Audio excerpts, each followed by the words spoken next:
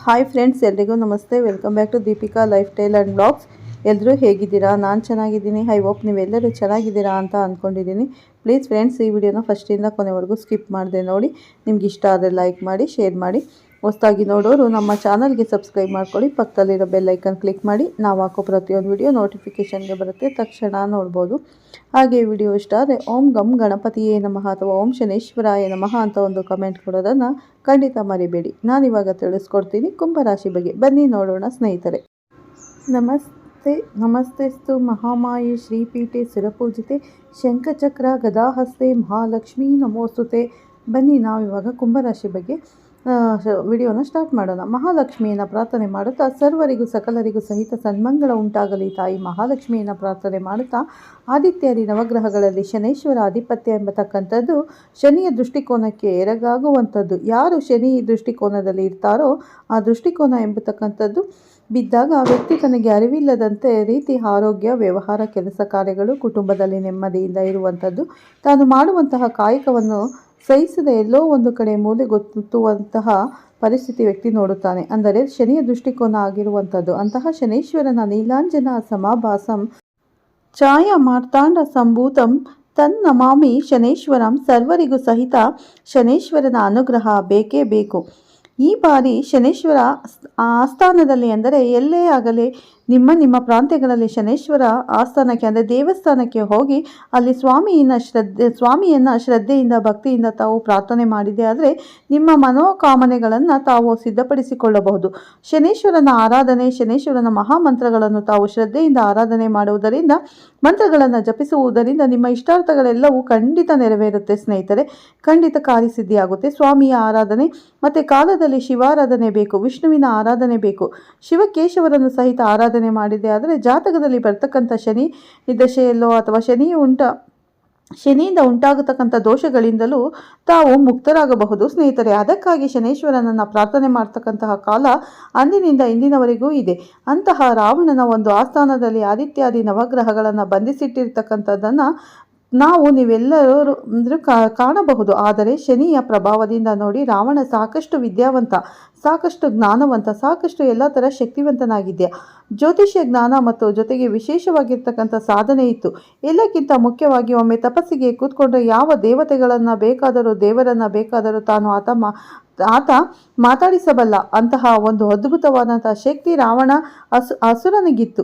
ಅಂತಹ ರಾವಣನ ಆಸ್ಥಾನದಲ್ಲಿ ಆದಿತ್ಯಾದಿ ನವಗ್ರಹಗಳನ್ನು ಸಹಿತ ಬಂಧಿಸಿಟ್ಟಿದ್ದ. ಹಾಗಾಗಿ ಇದೆಲ್ಲವೂ ಹೇಗಿರುತ್ತಪ್ಪ ಅಂದರೆ, ಯಾವುದೋ ಶನಿ ಅಂದರೆ ಏನೇ ಮಾಡಬೇಕಾದರೂ ಆತನ ಗ್ರಹಸ್ಥಿತಿಗಳು, ಆತನ ಗ್ರಹ ನಕ್ಷತ್ರ, ಅಂದರೆ ಯಾವುದೇ ಒಬ್ಬ ವ್ಯಕ್ತಿಗೆ ತನ್ನೊಳಗಿರುವಂತಹ ವಿದ್ಯೆ, ಜ್ಞಾನ ಏನೇ ಭಗವಂತ ಕೊಟ್ಟಿದ್ರೂ ಗ್ರಹಗಳ ದಶೆ ಎಂಬತಕ್ಕಂಥದ್ದು ಬಂದು ಕೂತ್ಕೊಂಡಾಗ ಆ ದಶಾಭುಕ್ತಿಗೆ ಒಳಗಾದಾಗ ತನಗೆ ಏನೆಲ್ಲ ಲಾಭ ನಷ್ಟಗಳು ಆಗಬಹುದು. ಅದು ಹಾಗೇ ಆಗುತ್ತೆ. ಒಳ್ಳೆಯದಾಗಲಿ. ಮತ್ತು ಒಳ್ಳೆಯ ಶಿವಫಲ ಕಡೆ ಒಂದಷ್ಟು ಗಮನ ಹರಿಸೋಣ. ಅಂದರೆ ರಾಶಿಫಲ ಕಡೆ ಗಮನ ಹರಿಸೋಣ. ಕುಂಭರಾಶಿ ಅಂದರೆ ಕುಂಭಲಗ್ನದಲ್ಲಿ ಇರ್ತಕ್ಕಂಥವರಿಗೆ ಆರ್ಥಿಕ ಸಂಕಷ್ಟದಿಂದ ಮುಕ್ತರಾಗುವಂಥ ಕಾಲ. ನೀವು ಶ್ರಮಪಟ್ಟರೆ ಶ್ರಮಕ್ಕೆ ತಕ್ಕ ಪ್ರತಿಫಲವನ್ನು ಸಿದ್ಧಪಡಿಸಿಕೊಳ್ಳುವಂಥ ಕಾಲ. ಜಾತಕದಲ್ಲಿ ಗುರು ಇರ್ತಕ್ಕಂಥದ್ದು, ಶುಕ್ರ ಇರ್ತಕ್ಕಂಥದ್ದು, ಜೊತೆಗೆ ರಾಹುವಿನ ಅನುಗ್ರಹದಿಂದ ಒಂದಷ್ಟು ಮಟ್ಟಿಗೆ ಲಾಭವನ್ನು ತಂದುಕೊಳ್ಳುತ್ತೀರಿ. ಆದರೆ ನಿಮ್ಮ ನಡೆ ಮತ್ತು ನಡವಳಿಕೆ ಜೊತೆಗೆ ನೀವು ಹಾಕುವ ಪ್ರತಿ ಹೆಜ್ಜೆ ಒಂದು ದೇವತಾ ಆರಾಧನೆಯಿಂದ, ದೇವಿಯ ಆರಾಧನೆಯಿಂದ ಹಸಿದ ವ್ಯಕ್ತಿಗಳಿಗೆ ಒಂದಷ್ಟು ಅನ್ನವನ್ನು ಉಣಬಡಿಸುವುದರಿಂದ, ಪಶು ಪಕ್ಷಿಗಳಿಗೆ, ಪ್ರಾಣಿಗಳಿಗೆ ಇಷ್ಟು ಆಹಾರವನ್ನು ಕೊಡುವುದರಿಂದ, ಏನೇ ಆದರೂ ಸಹಿತ ತಲೆ ಬಗ್ಗಿಸಿ ನಿಂತು ಎಲ್ಲರನ್ನು ಒಬ್ಬರಾಗಿರುವುದರಿಂದ ಆಗಷ್ಟೇ ಒಳಿತನ್ನು ಸಿದ್ಧಪಡಿಸಿಕೊಳ್ತೀರಿ, ಒಳ್ಳೆಯದನ್ನು ಕಾಣ್ತೀರಿ. ಕುಂಭರಾಶಿಯಲ್ಲಿ ಇರತಕ್ಕಂಥವರು ಯಾವುದೇ ವೃತ್ತಿ ಧರ್ಮದ ಅಭಿವೃದ್ಧಿ ಬಗ್ಗೆ ತಮ್ಮ ಚಿಂತನೆ ಮಾಡೋದಾದರೆ ತಾವು ಸಮಾಧಾನದಿಂದ ತೃಪ್ತಿಕರವಾಗಿ ಭಗವಂತನನ್ನು ಪ್ರಾರ್ಥನೆ ಮಾಡುತ್ತಾ ಅಸಾಧ್ಯವಾದದನ್ನು ಸಾಧನೆ ಮಾಡಿಕೊಳ್ಳುವಂಥ ಕಾಲ ಇದೆ. ಪ್ರಾರಂಭಿಕ ಹಂತದಲ್ಲಿ ಒಂದಷ್ಟು ಮಾನಸಿಕ ಒತ್ತಡ ಇದೆ. ಕುಟುಂಬದಲ್ಲಾಗಲಿ, ಆತ್ಮೀಯರಲ್ಲಿ, ಸ್ನೇಹಿತರಲ್ಲಿ, ಬಂಧು ಮಿತ್ರರು ಅಥವಾ ನಿಮ್ಮ ಮೇಲಧಿಕಾರಿಗಳು ಇವರು ಮಾಡುವ ಮಾತು ನಿಮ್ಮ ಮನಸ್ಸಿಗೆ ನೋವು ಉಂಟಾಗುತ್ತೆ. ಹಣಕಾಸಿನ ಬಗ್ಗೆ, ವ್ಯಾಪಾರದ ಬಗ್ಗೆ, ವ್ಯವಹಾರಗಳ ಬಗ್ಗೆ ಅಥವಾ ಕೊಟ್ಟ ಮಾತಿನ ಬಗ್ಗೆ ಏನಾದರೂ ಒಂದು ವಿಶೇಷವಾಗಿರ್ತಕ್ಕಂಥ ಸುದ್ದಿ ಸಮಾಚಾರದ ಬಗ್ಗೆ ನಿಮ್ಮ ಒಳಮನಸ್ಸು ಏನೋ ಹೇಳುತ್ತೆ. ಅದನ್ನೇ ಮಾಡಬೇಕು. ನಿಮ್ಮ ಮನಸ್ಸಿನಲ್ಲಿ ಇರ್ತಕ್ಕಂಥ ದ್ವಂದ್ವ ನಿಲುವಿಗೆ ನೀವು ತಲೆ ಕೊಡಬಾರದು. ಹೇಳುವಂಥವರಿಗೆ ಕೇಳುವಂಥವರು ಅಥವಾ ನಿಮ್ಮ ಸುತ್ತಮುತ್ತ ಇದ್ದು ನಿಮ್ಮನ್ನು ಒಳ್ಳೆ ಮಾತಿನಿಂದ ಒಲಿಸುವಂಥವರು ಎಲ್ಲರೂ ಒಳ್ಳೆಯವರಂತಲ್ಲ. ಅವರ ಮಧ್ಯದಲ್ಲೇ ಒಂದಷ್ಟು ಸಮಸ್ಯೆಗಳಿದೆ. ಆದರೆ ನಿಮ್ಮ ಮನಸ್ಸಿನಲ್ಲಿ ಇರತಕ್ಕಂಥ ನೋವಿನ ಸಂಗತಿಯನ್ನು ಮತ್ತೊಬ್ಬರ ಬಳಿ ಹೇಳಬೇಡಿ ಸ್ನೇಹಿತರೆ. ಒಬ್ಬ ನೋವಿನ ವಿಚಾರ ಮತ್ತೊಬ್ಬರ ಬಳಿ ಹೇಳಿಕೊಂಡು ನೀವು ಅವಮಾನಕ್ಕೀಡಾಗ್ತೀರಾ. ಶಾಂತಿ ಸಮಾಧಾನವಾಗಿದ್ದು ಬಂದ ಕಷ್ಟ ನನಗಿರಲಿ, ಸುಖ ದುಃಖ ಸಂತೋಷ ನೆಮ್ಮದಿ ಭಗವಂತ ನೀನು ಕೊಡುವುದಾಗಿರಲಿ ಅಂತ ದೇವರನ್ನು ಪ್ರಾರ್ಥನೆ ಮಾಡಬೇಕು. ನಾವು ಜನಸಾಮಾನ್ಯರಂತ ಇಂತಹ ಕಷ್ಟ ಬಂದೇ ಬರುತ್ತೆ ಹಾಗಂತ ಯಾಕಂದರೆ ನಿಮ್ಮ ಸಮಸ್ಯೆಯನ್ನು ಯಾರೊಬ್ಬರಿಗೂ ಹೇಳಿಕೊಂಡರೂ ಒಳಿತಾಗುವುದಿಲ್ಲ. ಕಾಲ ಅಲ್ಲ ಇದು.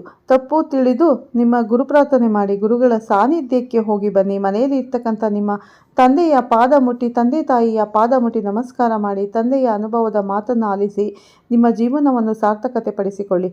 ಬಹಳ ದಿನಗಳಿಂದ ನಿಂತಿರ್ತಕ್ಕಂಥ ಕೆಲಸ ಕಾರ್ಯಕ್ಕೆ ಒಂದು ಚಾಲನೆ ಕೊಡುವಂಥ ಕಾಲೋಷದಿಂದ ಸಂಭ್ರಮದಿಂದ ದೂರ ಭಾರ ಪ್ರಯಾಣದ ಬಗ್ಗೆ ಒಂದು ಆಲೋಚನೆ ಮಾಡುವಂಥ ಕಾಲ ಎದುರಾಗುತ್ತೆ. ತಾಳ್ಮೆ ಇರಬೇಕು, ಸಮಾಧಾನ ಇರಬೇಕು. ಆಗಷ್ಟೇ ನಿಮ್ಮ ಕೆಲಸಗಳಲ್ಲಿ ಒಂದು ಬದಲಾವಣೆ ಬರುತ್ತೆ. ಈ ಕೊಟ್ಟು ತೆಗೆದುಕೊಳ್ಳತಕ್ಕಂಥ ವ್ಯಾಪಾರ ವ್ಯವಹಾರಗಳಾಗಿರಲಿ ಅಥವಾ ಕೊಟ್ಟು ಮಾತಿನಂತೆ ನಡೆದುಕೊಳ್ಳಬೇಕು ಅಂತಕ್ಕಂಥ ಮನಸ್ಸಿನಲ್ಲಿ ದೃಢ ಸಂಕಲ್ಪ ಆಗಿರಲಿ. ಹಾಗೆ ದೇವಾಲಯ ಅಥವಾ ಗುರು ಪರಂಪರೆ ಇರ್ತಕ್ಕಂಥ ಸಾನ್ನಿಧ್ಯ ಅಥವಾ ಒಂದಷ್ಟು ಗೋವುಗಳಿಗೆ ಅಂದರೆ ಹಸುವಿಗೆ ವಿಶೇಷವಾದಂಥ ಸೇವೆ ಅಥವಾ ಯಾವುದಾದ್ರೂ ಒಂದು ಶಿವಾರಾಧನೆ ಮಾಡುತ್ತಾ ತಮ್ಮನ್ನು ತಾವು ಸಂಪೂರ್ಣವಾಗಿ ಭಗವಂತನಿಗೆ ಅರ್ಪಣೆ ಮಾಡಿಕೊಳ್ಳಬೇಕು ಅಂತಕ್ಕಂಥ ಮನಸ್ಸು ಬಹಳಷ್ಟು ಇರುತ್ತೆ. ಆದರೆ ಓಂ ನಮಃ ಶಿವಾಯ ಎಂಬತಕ್ಕಂಥ ಶಿವಮಂತ್ರವನ್ನು ನಿತ್ಯ ನಿರಂತರ ಪಠನೆ ಮಾಡುತ್ತಾ ಒಂದು ಚಿಟಿಕೆ ಕಡಲೆ ಬೇಳೆಯನ್ನು ಉತ್ತರಾಭಿಮುಖವಾಗಿ ನಿಂತು ದೃಷ್ಟಿ ತೆಗೆದು ಆಚೆ ಆಗ್ತಾ ಅಪ್ಪಟವಾಗಿರ್ತಕ್ಕಂಥ ಶ್ರೀಗಂಧ ಚಕ್ಕೆಯಿಂದ ತೆಗೆದ ಗಂಧವನ್ನು ಭಗವಂತನ ಪಾದಕ್ಕೆ ಗಂಧವನ್ನು ಹಚ್ಚಿ ಉಳಿದಿರ್ತಕ್ಕಂಥ ಗಂಧವನ್ನು ತಾವು ಹಣೆಗೆ ಹಚ್ಚಿಕೊಳ್ಳುವುದರಿಂದ ಹೆಚ್ಚಿನ ಫಲವನ್ನು ಖಂಡಿತ ಸಿದ್ಧಪಡಿಸಿಕೊಳ್ತೀರಿ. ಅಂದರೆ ಫಲವನ್ನು ಕಾಣ್ತೀರಾ. ಆದರೂ ಹೆಣ್ಣು ಮಕ್ಕಳು ತಾಯಂದಿರು ಏನನ್ನೇ ಮಾತನಾಡಬೇಕಾದರೂ ತಾಳ್ಮೆಯಿಂದ ಮಾತಾಡಿ, ಜೊತೆಗೆ ಮನೆಯಲ್ಲಿ ಇರ್ತಕ್ಕಂಥ ಹಿರಿಯರೊಂದಿಗೆ ನಡೆದುಕೊಳ್ಳಬೇಕಾದರೂ ಮಾತಾಡಬೇಕಾದರೂ ಸ್ವಲ್ಪ ಸೌಮ್ಯವಾಗಿ ಮಾತನಾಡಿ. ಯಾಕಂದರೆ ತುದಿಯಲ್ಲೇ ಕೋಪ ನಿಮ್ಮನ್ನು ನೋಡಿದರೆ ಭಯ ಆಗುತ್ತೆ.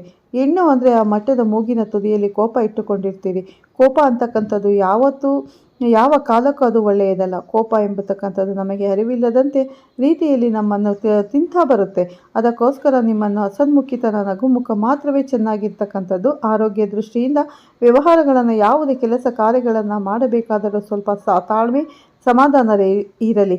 ಉದ್ವಿಗ್ನತೆ ಒಳಗಾಗಬಾರದು ಸ್ನೇಹಿತರೆ. ವ್ಯಾಜ್ಯಗಳಿಗೆ ಹೋಗಬಾರದು. ಗಲಾಟೆ ಹಾಗೂ ಕಡೆ ನಿಲ್ಲಲೇಬಾರದು. ಯಾರಾದರೂ ಏನಾದರೂ ಅಲ್ಲೇನೋ ಘರ್ಷಣೆ ಆಗ್ತಾ ಇದೆ, ಏನೋ ಸಮಸ್ಯೆ ಆಗ್ತಿದೆ ಅಂದರೆ ಅಲ್ಲಿ ಏನಾಗ್ತಿದೆ ಅಂತ ನೀವು ಹೋಗಿ ನೋಡೋದು ಬೇಡ.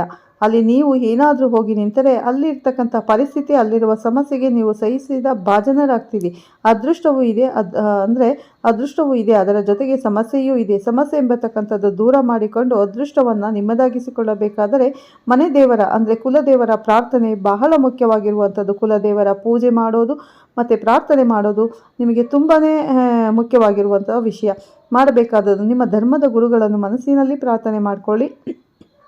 ಹಾಗೆ ವಯಸ್ಸಾಗಿರ್ತಕ್ಕಂಥ ವೃದ್ಧರಿಗೆ ಒಂದಿಷ್ಟು ಹಣ್ಣು ಹಂಪಲು ಕೊಟ್ಟು ಒಂದು ಪ್ರಾರ್ಥನೆ ಮಾಡೋದ್ರಿಂದ ಹೆಚ್ಚಿನ ಫಲಗಳಂತೂ ಖಂಡಿತ ಸಿದ್ಧಪಡಿಸ್ಕೊಳ್ತೀರಿ. ಯೋಗಗಳು ಅಂತಕ್ಕಂಥದ್ದು ಇದೆಯಲ್ಲ, ಆ ಯೋಗ ಅಂದರೆ ಯೋಗಗಳನ್ನು ಸಿದ್ಧಪಡಿಸಿಕೊಳ್ಳಬೇಕಾದರೆ ನೀವು ಮತ್ತೊಬ್ಬರ ಮಾರ್ಗದರ್ಶನಕ್ಕೆ ನೀವು ಒಳಗಾಗಬೇಕು. ಅಂದರೆ ಇನ್ನೊಬ್ಬರು ಹೇಳುವಂಥ ಮಾತನ್ನು ಆಲಿಸಬೇಕು. ತಾವು ಎಷ್ಟೇ ಜ್ಞಾನವಂತರು ಬುದ್ಧಿವಂತರಾದರೂ ತಮ್ಮ ನಡವಳಿಕೆ ಹೇಗೆ ಇದ್ದರೂ ತಮ್ಮ ವೃತ್ತಿ ಜೀವನದಲ್ಲಿ ಏನೇ ಬದಲಾವಣೆ ತಂದುಕೊಳ್ಳಬೇಕು ಅಂದರೂ ನೀವು ನಡೆದುಕೊಳ್ಳುವಂಥ ರೀತಿ ಮೇಲೆ ನಿಂತಿರುತ್ತೆ. ಹಾಗಾಗಿ ನಿಮ್ಮ ವೃತ್ತಿಯಲ್ಲಿ ಸಾಕಷ್ಟು ಬದಲಾವಣೆಯನ್ನು ತಂದುಕೊಳ್ತೀರಿ ಸ್ನೇಹಿತರೆ. ನೀವು ಮಾಡುವಂಥ ವ್ಯಾಪಾರ ವ್ಯವಹಾರಗಳ ಕಡೆ ಏನು ಗಮನ ಕೊಡ್ತೀರೋ ಅದೆಲ್ಲವೂ ಲಾಭದಾಯಕವಾಗಿರತಕ್ಕಂಥ ರೀತಿಯಲ್ಲಿ ಇರುತ್ತೆ.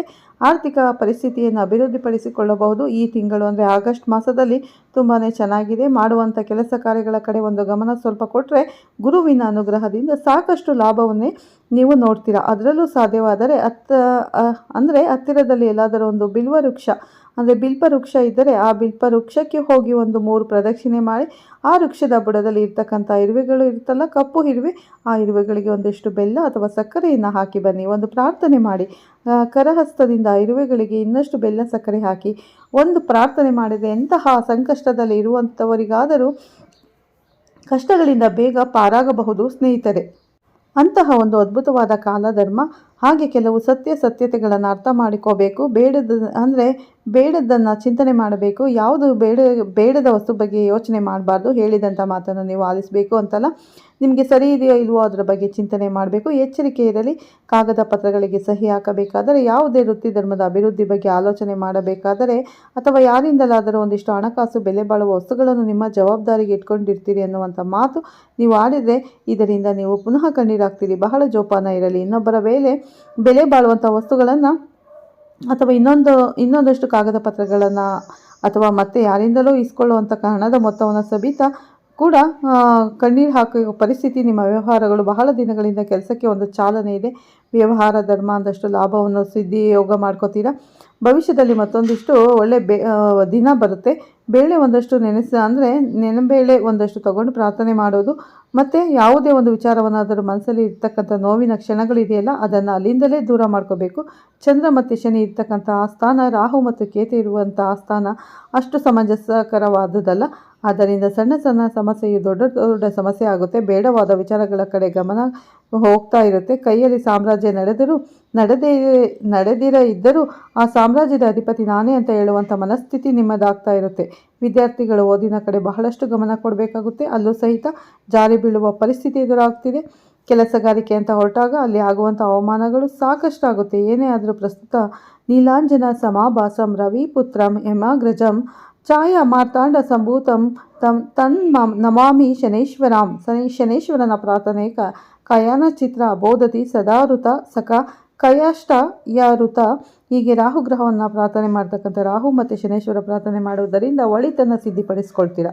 ನಿಮ್ಮ ಪ್ರಾಂತ್ಯದ ಹತ್ತಿರದಲ್ಲಿ ಎಲ್ಲಾದರೂ ಒಂದು ಕಡೆ ಅಶ್ವತ್ಥ ವೃಕ್ಷಕ್ಕೆ ಹೋಗಿ ಅಶ್ವತ್ಥ ಮರದ ಹತ್ತಿರ 9 ಪ್ರದಕ್ಷಿಣೆ ಮಾಡಿ, ಅಶ್ವತ್ಥ ವೃಕ್ಷಕ್ಕೆ 9 ಪ್ರದಕ್ಷಿಣೆ ಮಾಡಿ ಒಂದಷ್ಟು ಬೆಲ್ಲ ಒಂದಷ್ಟು ಗೋಧಿಯನ್ನು ವೃಕ್ಷದ ಹತ್ರ ಇಟ್ಟು ನಮಸ್ಕಾರ ಮಾಡಿ. ರಾಶಿಯಲ್ಲಿ ಇರ್ತಕ್ಕಂಥವ್ರು ಎಷ್ಟೇ ಜ್ಞಾನವಂತರಾಗಿದ್ದರೂ ಬುದ್ಧಿವಂತರಾದರೂ ಅಥವಾ ನಿಮ್ಮದೇ ಆದಂಥ ಕಾಯಕದಲ್ಲಿ ಎಲ್ಲೋ ಲೋಪ ಬಾರದಂತೆ ನಾವು ನಡೆದರೂ ತಲೆ ಬಿಸಿ ನಿಲ್ಲಬೇಕಾದಂಥ ಪರಿಸ್ಥಿತಿ, ತಲೆ ಬಗ್ಸಿ ನಿಲ್ಲಬೇಕು ಪರಿಸ್ಥಿತಿ ಖಂಡಿತ ಎದುರಾಗುತ್ತೆ. ಹಾಗಂತ ತಲೆ ಬಗ್ಸಿ ನಿಲ್ಲೋದು ಅವಮಾನ ಅಂತಲ್ಲ. ತಲೆ ಬಗ್ಸಿ ನಿಲ್ಲಬೇಕಾದದ್ದು ಯಾವ ಅಂತಕ್ಕಂಥದ್ದು, ಯಾವ ಕಾಲ ಅಂತಕ್ಕಂಥದ್ದನ್ನು ಚಿಂತೆ ಮಾಡಬೇಕು. ಹಾಗೆ ಸಾಧ್ಯವಾದಷ್ಟು ನಿಮ್ಮ ಒಳ ಮನಸ್ಸು ಹೇಳೋದು ಒಂದು, ನಿಮ್ಮ ನಡವಳಿಕೆ ನಡೆಯೋದು ಮತ್ತೊಂದು. ಹಾಗೆ ಯಾರೊಬ್ಬರು ಬೆರಳು ಮಾಡಿ ತೋರಿಸ್ತಾರಲ್ಲ, ನಿಮ್ಮನ್ನು ಆ ಬೆರಳು ಮಾಡಿ ತೋರಿಸುವಾಗ ನಿಮ್ಮ ಗರ್ಜನೆ ಬೇರೊಂದರೂ ಥರ ಇರುತ್ತೆ. ನಿಮ್ಮ ಆ ಗರ್ಜನೆಯ ಕಾಲ ಸಮಂಜಸವಾಗಿ ಇಲ್ಲದಿದ್ದರೆ, ಅಲ್ಲಿ ನೀವು ಸರಿಯಾದ ರೀತಿ ಆಲೋಚನೆ ಮಾಡದಿದ್ದರೆ ಅಲ್ಲಿ ಆಗುವಂಥ ವ್ಯತ್ಯಾಸಗಳು ಮತ್ತಷ್ಟಾಗುತ್ತೆ. ಕುಂಭರಾಶಿ ಕುಂಭಲಗ್ನದಲ್ಲಿ ಇರ್ತಕ್ಕಂಥವರು ಸಾಧ್ಯವಾದರೆ ನೈಋತ್ಯಾಭಿಮುಖವಾಗಿ ನಿಂತು ಶ್ವಾನಗಳಿಗೆ ಆಹಾರವನ್ನು ಉಣಬಡಿಸುತ್ತೇನೆ ಅಂತಕ್ಕಂಥ ಒಂದು ಸಂಕಲ್ಪ ಮಾಡಿ, ನಾಯಿಗಳಿಗೆ ಒಂದಿಷ್ಟು ಪದಾರ್ಥಗಳನ್ನು ಹಾಕಿ ಒಂದು ಪ್ರಾರ್ಥನೆ ಮಾಡಿದರೆ ಇರ್ತಕ್ಕಂಥ ದೋಷ ದೂರ ಆಗುತ್ತೆ, ಶತ್ರುಗಳು ದೂರ ಆಗ್ತಾರೆ, ಮನಸ್ಸಿಗೆ ಶಾಂತಿ ನೆಮ್ಮದಿ ಆಗುತ್ತೆ. ಒಳ್ಳೆಯದಾಗಲಿ, ಶುಭವಾಗಲಿ ಅಂತ ಹೇಳ್ತಾ ಈ ವಿಡಿಯೋನ ಇಲ್ಲೇ ಮುಗಿಸ್ತಾ ಇದ್ದೀನಿ ಸ್ನೇಹಿತರೆ. ಈ ವಿಡಿಯೋ ಇಷ್ಟ ಆದರೆ ಲೈಕ್ ಮಾಡಿ, ಶೇರ್ ಮಾಡಿ. ಹಾಗೆ ಇಷ್ಟ ಆದರೆ ಓಂ ಶನೇಶ್ವರಾಯ ನಮಃ ಅಂತ ಒಂದು ಕಮೆಂಟ್ ಮಾಡಿ. ಹೊಸಬರಾಗಿದೆ ನಮ್ಮ ಚಾನಲ್ಗೆ ಈ ಕೂಡಲೇ ಸಬ್ಸ್ಕ್ರೈಬ್ ಮಾಡಿ. ಹಾಗೆ ಪಕ್ಕದಲ್ಲಿರೋ ಬೆಲ್ ಐಕಾನ್ ಕ್ಲಿಕ್ ಮಾಡಿ. ನಾವು ಹಾಕೋ ಪ್ರತಿಯೊಂದು ವಿಡಿಯೋ ನೋಟಿಫಿಕೇಷನ್ಗೆ ಬರುತ್ತೆ. ಮತ್ತೆ ಸಿಗ್ತೀನಿ ಉತ್ತಮ ರಾಶಿ ಭವಿಷ್ಯದೊಂದಿಗೆ. ಧನ್ಯವಾದಗಳು ಎಲ್ಲರಿಗೂ.